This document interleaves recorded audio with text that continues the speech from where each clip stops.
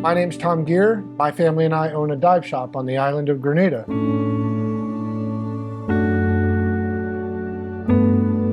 Our journey started when my son had an accident.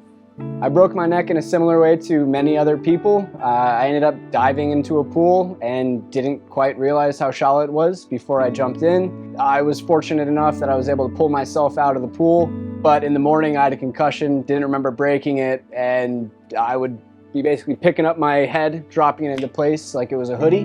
One morning, Ty wakes up and says that his neck hurts really bad, and I said, "Well, do you need to go to the doctor?" And he goes, "I don't know. I'm not sure." At that point in time, he told me he slept funny. So I got a phone call from my mom that my brother was starting to lose feeling in his left side. Hey, something's wrong here. I need to get some x-rays because my back won't stop hurting, my neck's in pain, and I'm tired of picking this thing up every morning and dropping it into place. Go down there and meet the surgeon, and of course I had to sign a form that said he could pass away, that he may not make it, that he might be quadriplegic, that there was all these different, this could happen, there's a high probability that this could happen sort of thing. My mom had softened up the story the first time she told me, and she told me that he was a centimeter away from being paralyzed from the neck down. It wasn't until a few days later that they actually told me he was a millimeter away from being paralyzed from the neck down. Tyler went into surgery, and then he came out, and then he moved his fingers and he moved his toes, and everybody was saying that it looks like he was going to be fine. He just kept saying the only thing that he wants to do is scuba dive. He just was so glad that he was going to be able to dive again, and he couldn't wait to get back in the water.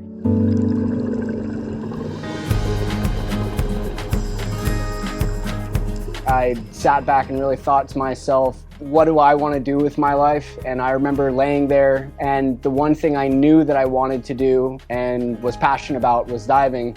Because I was so lucky, I wanted to be able to give back to those who were maybe less fortunate after their accidents.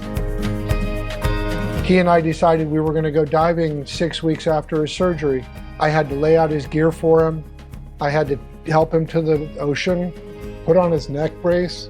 I watched him go off knowing that he was doing what he prayed that he would be able to do, and that life was going to be okay.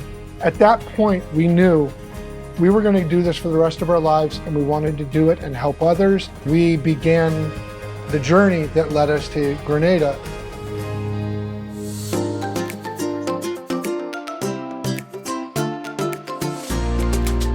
Wouldn't it be cool if we, owned a dive shop, and where would we own a dive shop? We were traveling around different destinations trying to figure out where would be home for this idea. We all had our different check boxes on what was going to happen, making sure that we had a safe place to be. Is there, something to do at night, something to do other than just diving? Through trial and error of many different places all over the world we looked, and eventually that led us to Grenada. Tom had come across the ad that there was the scuba dive shop in Grenada that was for sale. So we went scuba diving for 7 days, and we absolutely loved it. The reefs were so healthy and beautiful. Within the first week of all of us being here in Grenada, we all looked at each other and just kind of nodded our heads and knew that everyone's boxes had been checked. On the island of Grenada, you have 7 ecosystems. It goes from a rainforest, which is stunningly beautiful, to an arid space on the Atlantic side that has all the sun and warmth you would ever want. It's south of the hurricane belt, so we usually watch hurricanes go well north of us. The marine ecosystem is amazing. We have incredibly healthy reefs. Then you have all this wonderful, lush, beautiful countryside. It's fantastic.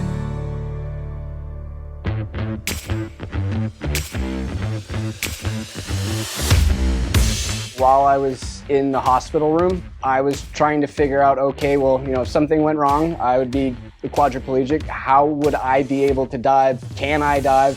So I started looking up, can a quadriplegic go diving? And that was when I found out about this organization called Diveheart. In that bed at that moment, I knew I was either going to be diving with Diveheart or one day I would be teaching for Diveheart. We laid out a business plan before we even started looking at islands, and the business plan had adaptive diving in it. And we knew that we wanted to connect with Diveheart. We just didn't know how, where, and when it was going to happen. This is something that has to be fundamental, that if we're going to say that you're going to dive with our family, everyone can dive with our family. The Diveheart training is actually a little bit more challenging than other courses I've taken in the past. It's an empathy training course that creates a fantastic diver by the end. The Diveheart training is very thorough. Just a few days ago, they were doing trainings with lifting chairs into the boat, and I was sitting in the chair. That was a crazy experience because you realize the level of trust that adaptive divers have in their support teams and moving them, and it's beautiful. Diveheart brings another level of training, another level of safety, another level of checks and balances that just makes you feel that much more secure and confident in what you're doing. You have your comms person in the front who is there to make sure that things recover quickly. You have your propulsion person in the rear, and you have this wonderful, magic, safe moment where everybody's just working together seamlessly. I would recommend the Diveheart training to absolutely anyone. If you want to get engaged with helping with people who want to go diving, this is certainly 100% the way to do it. You know, it's equivalent, if not more challenging, than the hardest rescue diver course you could do.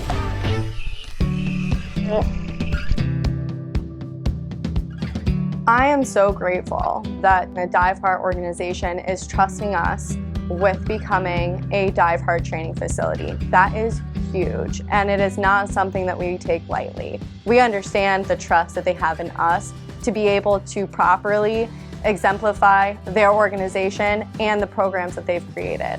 And I'm super grateful that they trust us to be able to become a Diveheart training facility. So we are now a full Diveheart Training Center. And if anybody wanted to come on vacation by themselves, they could come.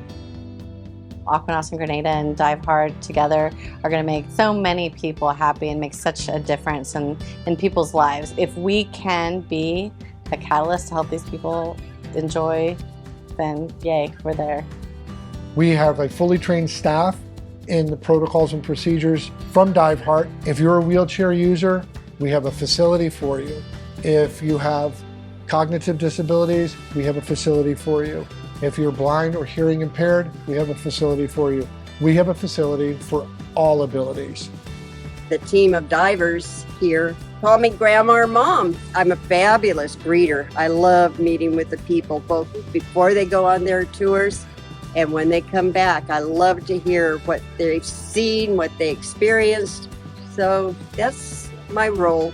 The whole reason why I got into diving has come full circle. This has been the main target for us, and it's feeling big. This is it for us, so I'm real happy.